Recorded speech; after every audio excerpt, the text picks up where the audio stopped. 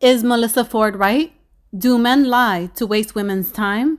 I swear to God, I'm just going to speak from the perspective of being a woman. It's either you are completely jaded and bitter and cynical because you let all of the experiences in the past taint the way that you see men, or you're hopeful that this is a new person and you're not going to take your experiences from the past and apply it to them, and you just hope that what they are telling you and the experiences that you're having are genuine and you're actually building towards something. Like, you can't have it both fucking ways. Is she right? Do women only have two options? Be jaded and project the trauma from her past relationship onto her new partner, or be hopeful that the new man will treat her better?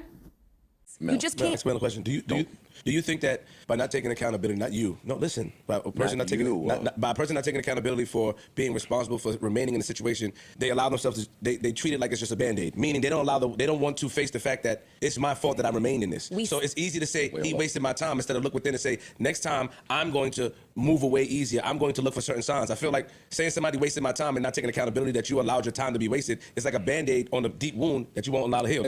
I agree with where he's headed, right? Like, flip. Like, you only presented those two options. I didn't. Let me talk, Mel. But I did. But no, because you're speaking on something that I made clear. Mel, if you just listen to me, I'm just speaking about something you just said just now, like 2 minutes ago. You said either we're A, jaded from our past experiences, or B, we're hopeful. Hold on. Whoa.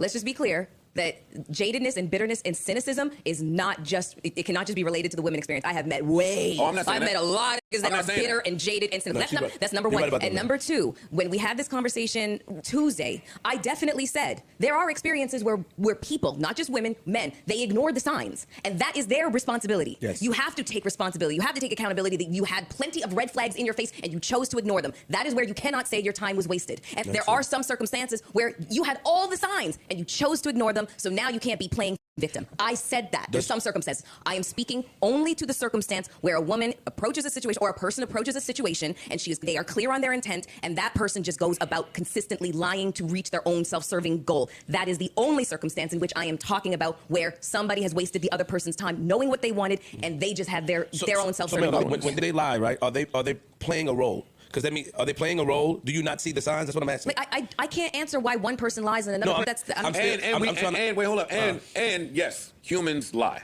right? That's a blanket statement. Humans lie. Is there not any counteraction that the person, in this case the woman, puts forth? There are counteractions you can take to try to see what someone's true intentions are or get as close to their true selves as possible. We're not just going to let the liar dictate the flow of... Okay, so here's the thing. I don't really like and that's my final statement. I really hate the weaponization of fucking sex in a situation like that. Just keep your pussy to yourself, because there is many people that have literally met their soulmate and them the first night. We're not talking about them. No, but it is. But no, because it counters your argument. It is a counter to your argument that sex is not a dictator as to whether or not a relationship is going to be successful. That's a mistake. It's not. That's a mistake. It's not. Yeah. Does withholding sex guarantee that a woman's time won't be wasted? How long should she withhold? Is withholding sex the primary way to get a man to commit? Is it manipulative? Yeah. I know I'm not talking out of my ass here. When a man meets a woman, right, it's a physical attraction. They don't know you. They don't know how you think. They don't know you're ambitious. They don't know you're smart. They don't know you have an amazing sense of humor and you're a great parent. None of that. It's a physical attraction. So he's thinking physically. So are we. Okay, cool. So are we. Mel, please let me talk. You've been running. Ain't nobody cut you off. So, cool. So when you fuck that dude in the first day or the first 2 days, he don't know you. So he's reached his pinnacle in many instances, right? They fuck you that first day, they've reached their pinnacle and they moving on to somebody else. Back in my day, the chicks wanted to before I did. Of course they do. No, I'm holding my to myself so I can try to see what your true intentions are. You've done it. I've seen it. You ain't lying. I've told Mel that Mel knows. You said it's before. I can attest to that. I've seen you. So I'm not just saying women. People. My thing is, yo, dog, people. If the lies get me to pussy, then why am I stop lying? No, dog. We think that because two different. We think that because relationships go south, that the person necessarily was lying. Sometimes they are lying, and sometimes they were not lying. I'm not talking about. Mel's only talking about the nigga that's been lying. How the person. And stop putting. It's not all the other stuff. Like we're not. How do we differentiate the two? Your examples are always so extreme, like sex on the first date, sex 2 days later. Because okay, so just to be clear, you missed Tuesday, so we had a whole lot on this subject, so that you just don't have. And so this is mine and his interaction is basically just carrying on from Tuesday. And my argument is one sentence. It's your time. That was my argument. I don't have nothing else to say other than everybody is responsible for their time. There's going to be liars, there's going to be scammers, there's going to be con artists. Women often say that men lie to them and waste their time. But here's the truth. A man can't waste your time unless he's the only man you're seeing. If you're exclusively investing your energy, emotions, and expectations in a man who hasn't made it clear that he's committed to you, then you're the one taking that risk, not him. You don't belong to a man who isn't your fiancé. And until there's a solid commitment, You shouldn't be acting like you do. Think about it like job hunting. The best time to find a job is when you already have one, right? Why? Because when you're employed, you have options, and your decisions are based on what truly aligns with your goals, not on desperation or fear of being without. The same principle applies to dating. When you allow yourself to be courted by multiple men, you maintain clarity and control over your own choices. You get to observe, compare, and decide who truly fits into your life, rather than getting emotionally locked into a situation with someone who might not even be serious about you. A man can only run game on you when he successfully isolates you, when you cut off your options and put all your eggs in his basket before he's actually earned that level of exclusivity.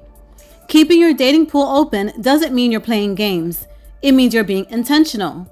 You're giving yourself the opportunity to see different personalities, values, and behaviors in action, so you can make the best decision for your future. Dating one man at a time makes you susceptible to future faking, where a guy tells you everything you want to hear about the future you'll supposedly have together, but never actually follows through. When you have options, you don't have to cling to potential. You get to evaluate real actions, not just words. And that is how you avoid wasted time. Good men often try to protect women by advising them to withhold sex until they're sure a man is committed. And while there's some wisdom in that, there's an even greater truth that often gets overlooked. Women don't typically fall in love through sex. They fall in love through their ears. That's why the real danger isn't just physical intimacy. It's emotional vulnerability created by words. If a woman wants to protect her heart, she doesn't just need to guard her body. She needs to guard her ears. Think about it. How was Eve deceived? Not through touch, not through force, but through conversation. The serpent didn't physically restrain her or manipulate her body. He manipulated her mind by speaking to her desires, her curiosity, and her perception of reality. He made her question what she knew to be true. And that's exactly how many women get caught up in relationships that lead nowhere, by listening to men who tell them what they want to hear rather than what is actually real. Jesus himself warned, "I am sending you out as sheep among wolves. Therefore, be wise as serpents and innocent as doves." The challenge here isn't just to be pure-hearted, but to be sharp-minded as well. So let's ask, what kind of wisdom did the serpent display? Because whether we like it or not, there was a strategy in his deception. He understood psychology, persuasion, and timing. He knew how to frame his words in a way that made Eve doubt her original beliefs and accept a new perspective that ultimately led to her downfall. And that's where women need to wake up. The same tactics are being used today, just in the form of sweet words, well-placed compliments, and carefully crafted promises. A man who isn't serious about you won't necessarily push for sex right away. He might simply tell you everything you want to hear until you willingly hand him your heart. That's why true wisdom isn't just about withholding your body.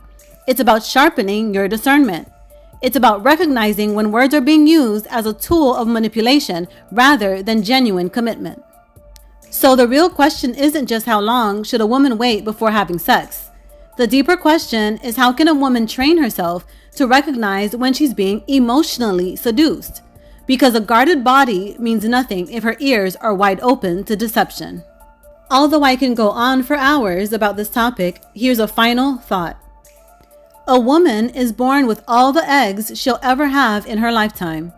So when she spends 1 year, 2 years, 3 years, or more dating a man who still isn't sure if she's the one, she's almost literally putting all her eggs in one basket. And not just any basket, a basket with a hole in the bottom, leading to nowhere. Time is a woman's most valuable resource, and the longer she waits for a man to figure it out, the more she risks walking away with nothing but wasted years and broken expectations. If a man isn't sure about you after all that time, he's not undecided, he's decided. And his decision is to keep you around without committing.